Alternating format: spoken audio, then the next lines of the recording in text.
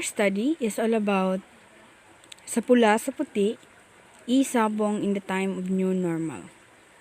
The proliferation of e-sabong among other online gambling attractions is tearing families apart and worsening social ills in the country.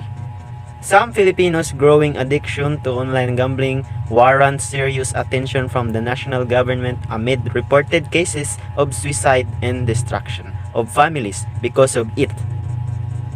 The case of popular electronic cockfight betting or e-sabong that was aided by the rise of digital wallets in the country and has now become a social problem after many compulsive gamblers lost large sums and were left in financial ruin. Among other online gambling, e-sabong is the most popular online gambling, especially in the time of pandemic.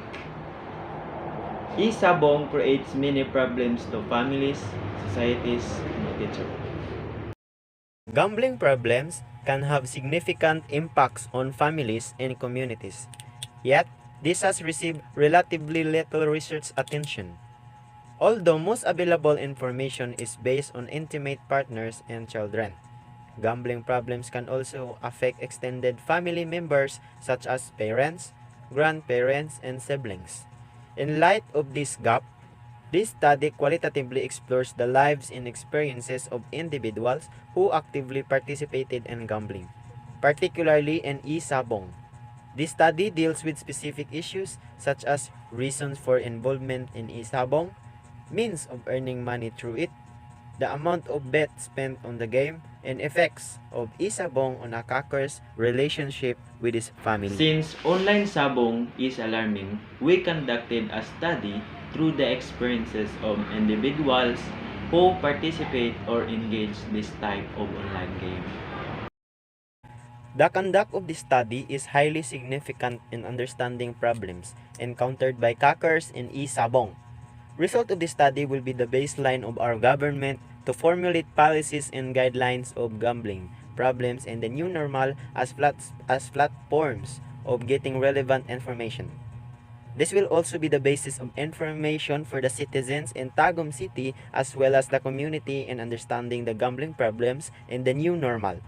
In addition, this will be beneficial to criminology students in which the study will give them additional ideas or information on gambling problems.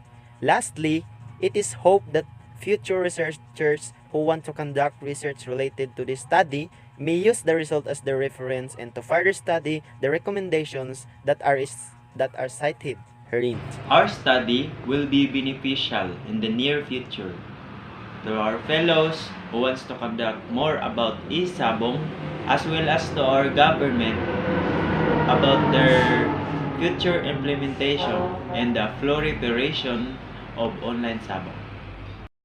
The main purpose of the study is to characterize in general perspective the culture of e-sabong and to mirror out the philosophical values and social norms among Tagumeños that are deeply rooted in this social activity of cockfighting. Specifically, it aims to do an attempt in explaining that e-sabong is not just a form of vice or even gambling but rather a way of social interaction and cultural exposition to determine the moral implication of e-sabong and to serve as a good source of readings for the students taking criminology for the purpose of enhancing students' knowledge.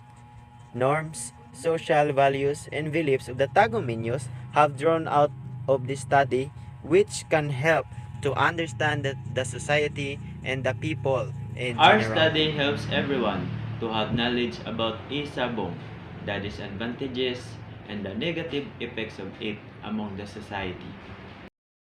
So here are the research questions of our study. So our first question is, what are the problems encountered by hackers on e-sabong? Second is, how do hackers cope with gambling problems? And last question is, what are the insights of hackers on e-sabong? Methods, research participants. The participants of this study was the hackers of e-sabong in Tagum City. They were selected and identified through purpose sampling, also called judgment sampling as suggested by Panton 2002. It was a deliberate choice on an informant due to the qualities they possess. Those in this study, there was 14 participants. 7 of them was subjected for the in-depth interview who are families affected by their husband vices in Isabong, and the other 7 for the focus group discussion who are crackers aged 35 to 50 years old. The researchers was identified and selects the participants by using the following inclusion criteria. They were chosen according to this criteria. We researchers personally select our participants in Tagum City. We ask if they are employees, hawkers, or students who are engaged in Isabong in Tagum City. This is to ensure that they are qualified as our participants. So while we interview them, we ask their age, and the most of them are 35 to 50 years old. Materials instruments. In this qualitative research, data sources are typically gathered in multiple forms, and one of its forms was the use of virtual in-depth interviews and focus group discussion. In-depth interviews was typically a face-to-face conversation between researchers and participants, involving a transfer of information to the interview. Crosswell 2012, those in-depth interviews was useful for gathering perspectives of participants as they were also appropriate for getting people's personal feelings, opinions, and lived experience. In this study, we utilized virtual in-depth interview and focus group discussion as our primary source of data. This was conducted to the 14 participants for the collection and gathering of the needed data. With the permission of the participants, the interviews was recorded to make sure that the responses will not change. The data collected provided enough information needed to make the study valid. In addition, we utilized secondary sources like journals, books, and internet sources. Design and procedure. The answer of the participants were analyzed using thematic analysis. Thematic analysis is a method of analyzing and reporting patterns or themes with a data. In analyzing our data, we used the suggestion of Criswell 2009 with the following step in process of data analysis. First, we prepared and organized the data for data analysis. Second, we read the data thoroughly. We gain general sense from the information and reflect the overall meaning. Third, in analyzing the data, we collected the data first based from the in-depth interview of the participants. Fourth, after gathering, we transcribe the important information and other data from the participants. Information will be interpreted and build themes from the data collected and help present the finding. Fifth, we presented the data within a research report, after which we will interpret the larger meaning of the data. Lastly, we sought help for our data analyst and research advisor to check the correctness of the generated core ideas and major themes. In design and procedure, our sources are typically gathered in multiple forms, and that is virtual in-depth interview and focus group discussion. The main source of our data are the answer of our participants taken through the use of in-depth interview and focus group interview. We've gathered them through face-to-face to get the information that we wanted to know, their feelings, their emotion, and lived experience in Isabong. Result and discussion. So this chapter is segregated into 4 parts. The first part is all about the data of the participant, from which the qualitative data was assembled. The second part discusses the data analysis, dealings, and the steps in the classification of the emergent themes collected from the in-depth interviews and focus group discussion of the participants. The third part deals with the answer to the in-depth interviews and focus group discussion questions under each research problem. Lastly, part 4 includes the outline of responses from the different informants. The participants of the study. Key informants. The 7 of them will be subjected for the in-depth interviews, who are employees and students. These researchers identified and selected the participant by using the following inclusion criteria. They were chosen according to this criteria. The participants were given pseudonym in order to preserve confidentiality and privacy as presented in Table 1. Focus group. A focus group discussion was conducted with 7 for the focus group discussion who are crackers aged 35 to 50 years old. The discussion was conducted to achieve more insight and to develop social construction among the participants on the problems encountered by Kakars on Isabong. The original names of the participants were not mentioned vividly. Instead, pseudonames were used to make their identity obscure. They were presented on Table 1 according to their number. So in Table 1, it shows the participants' information in in-depth interviews and focus group discussion. In Table 2, there were three major themes from the data collected on the problems encountered by Kakars on Isabong, such as winning and losing, gambling as a family issue, and beating as a way of earning money. In Table 3, there were three major themes from the data collected on how do Kakars cope with gambling problem, such as more trouble than good and changing for the better. In Table 4, it shows the essential themes and core ideas on the insight of Kakars and Isabong.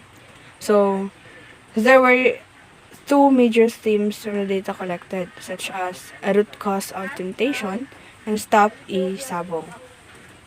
Our conclusions and recommendations. Implications for practice. Our study, a qualitative research, raises a number of opportunities for future research, both in terms of theory development and application validation. More research will in fact be necessary to refine and further elaborate findings. First, while we have generated a number of responses from the in-depth interviews, given the in-depth sampling strategy, describe the problems encountered by the Kakars in gambling, emotions, and ways of dealing with from being Kakars individual or group experiences. Very little can be said of the nature of information on the larger population of Kakars. Our study could thus be extended in search of statistical, rather than analytical, generalization as we have sought here.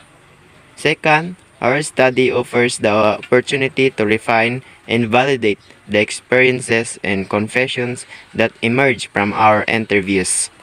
Lastly, further research on a large number of Kakars and to be interviewed is needed to have more accurate findings. The results of these experiences of the participants' problems encountered by the Kakars in gambling.